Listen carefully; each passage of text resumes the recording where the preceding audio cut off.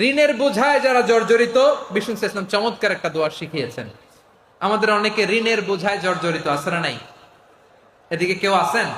থাকলে হাত তোলার দরকার নেই, থাকলে এই দোয়াটা পড়বেন।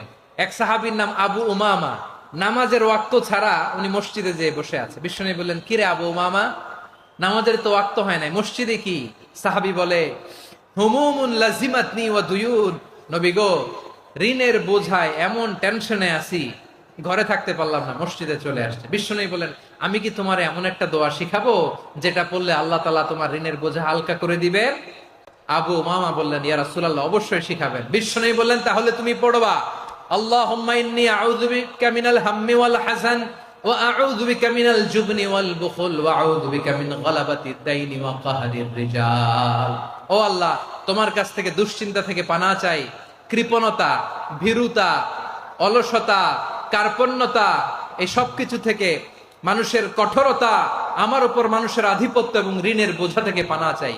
এই দোয়াটা যখন বিষ্ণুনবী শিখাই দিলেন, আবু মামা বারবার এই দোয়া পড়ে, আল্লাহুম্মা ইন্নী আউযু বিকা মিনাল হাম্মি ওয়াল হাযান ওয়া আউযু বিকা মিনাল আজজি ওয়াল কাসাল ওয়া আউযু বিকা মিনাল জুবনি ওয়াল বুখল ওয়া আউযু বিকা মিন গালাবাতিদ দাইনি ওয়া কাহরির রিজাল। আবু মামা বলে, এই দোয়া আমি পড়তে লাগলাম আর পড়তে লাগলাম, কিছুদিন পরে দেখা গেল বিষ্ণুনবীর শেখানো এই দোয়ার বদৌলতে আল্লাহ তাআলা আমার সব ঋণ পরিশোধের ব্যবস্থা করে দিয়েছেন। পড়বেন পড়বেন।